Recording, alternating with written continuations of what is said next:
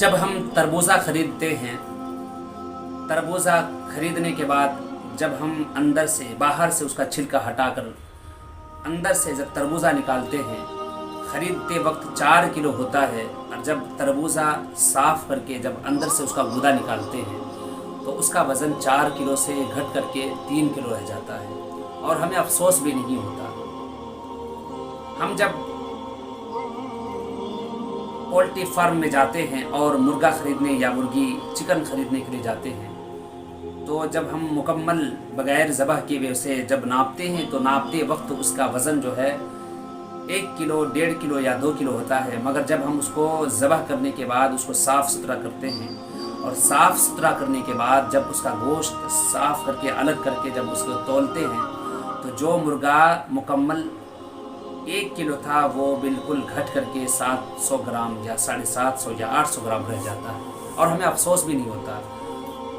पपीता है और बहुत सारे फल, खीरा है, आप अंदाज़ा कर लीजिए, बहुत सारी ऐसी चीज़ें हैं कि जिसको हम ख़रीदते हैं, ख़रीदते वक्त उसकी असल जो वज़न है वो 1 किलो या 2 किलो या 3 किलो उसका वज़न रहता है। मगर जब हम घर आते हैं, घर आने के बाद जब उसको साफ़ सुथरा करते हैं, और साफ़ सुथरा करने के बाद जब उसको हम तौलते हैं, तो जिसका वज़न 1 किलो था वो 7 किलो 700 ग्राम या 800 ग्राम हो जाता है।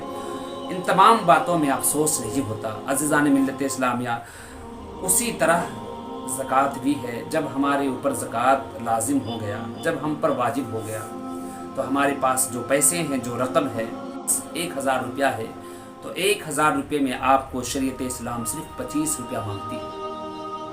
हर चीज़ में, मुर्गा हो या तरबूजा हो या कोई और फल हो, खरीदते वक्त उसकी असली कीमत जितनी खरीदते वक्त उसका जो असल वज़न होता है, जब हम उसको बना लेते हैं, बनाने के बाद घट करके 1 किलो से 800 ग्राम होता है, हमें अफसोस नहीं होता।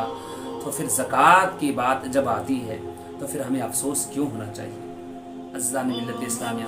और फिर ये कि आप अगर ज़कात अदा करते हैं तो ज़कात से आपकी रूह पाक हो जाती है, आपका जिस्म पाक हो जाता है, आपका जो माल है वो माल साफ़ हो जाता है, आपके जो अंदर दिल है, जो एक रूह है, जो नफ्स है, वो पाक हो जाती है, वो तमाम चीज़ें पाक हो जाती हैं। और सबसे बढ़कर ये कि हमारा मुआशरा, जो गरीब तबके के अंदर जो गरीब तबके के लोग हैं वो भी खुश हो जाते हैं, खुशहाली में गुजारते हैं। हमें भी एहसास नहीं होता। अगर 1000 रुपये में 25 रुपया निकाल दिया जाए मेरे दोस्तों, तो अंदाज़ा करो क्या हमें कुछ घट जाता है? कुछ भी नहीं घटता। मगर फिर भी कुछ ऐसे हजरात हैं जो 100 रुपये में 2.5 रुपया भी अदा करने से घबराते हैं। हालांकि हाल उनका ये है कि और चीज़ों में 100 रुपये में 2.5 रुपया के बजाय 5 रुपये से ज़्यादा नुकसान होता है। दिन भर पान खाते हैं, पान में हमें क्या फ़ायदा मिलता है? सिर्फ एक ज़हनी सुकून मिलता है, उसके अलावा कोई फ़ायदा नहीं मिलता। मगर हम दिन भर न जाने 10, 20, 30 रुपये उड़ा देते हैं और हमें अफसोस नहीं होता। मगर जब ज़कात की बात आती है तो हमें फिर अफसोस क्यों होता है? उम्मत मुहम्मदिया के दीवानों, मेरे आका के दीवानों, मेरे अजीज़ों, मेरे दोस्तों, आप पर अगर ज़कात वाजिब है तो ज़रूरी है, फ़र्ज़ है, वाजिब है कि आप सबसे पहले माह रमज़ान मुबारक में ज़कात अदा करें।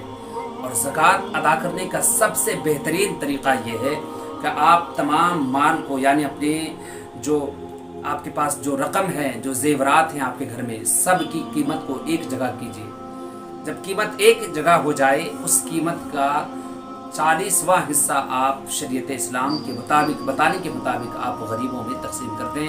और गरीबों में उन लोगों को तकसीम करें जो लायक ज़कात हैं, मुस्तहिक के ज़कात हैं, उनके अलावा और किसी को नहीं। इस तरीके से आप अपना ज़कात अदा करें। दूसरी बात क्या कि सदक़े फ़ित्र जो है, 1 सा, यानी हर जो घर का जो मालिक है वो अपने नाबालिग बच्चों की तरफ से, या अगर बच्चा बड़ा हो चुका है तो बच्चा अपनी तरफ से, या शौहर है तो अपनी बीवी की तरफ से अपने लिए वो सदक़े फ़ित्र अदा करे, सदक़े फ़ित्र अदा करे। और आपको ईद की नमाज़ पढ़ने से पहले आपको अदा करना होगा।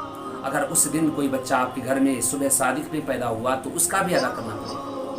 तो अज़ीज़ों मेरे दोस्तों, ये तमाम बातें मैं आपके सामने बयान किया हूँ। मैं उम्मीद करता हूँ कि अल्लाह तबारक व तआला हम सब को ज़कात की मोहब्बत अता फ़रमाए और ज़कात अदा करने वालों की ज़कात को अल्लाह तबारक व तआला कबूल फ़रमाए। और जिसके दिल में थोड़ी घबराहट होती है मौला ज़कात अदा करने के लिए, मौला तो उनके दिल में मोहब्बत अता फ़रमा कि वो वक्त से पहले पहले अपनी ज़कात को अदा कर दें और उस ज़कात के ज़रिए में उस ज़कात के ज़रिए अल्लाह तबारक व तआला उनके माल को, उनके जिस्म को, उनकी रूह को, उनके बदन को पाक फरमा दे मौला। ऐ अल्लाह हम सबको ज़कात अदा करने की तौफीक अता फरमाए।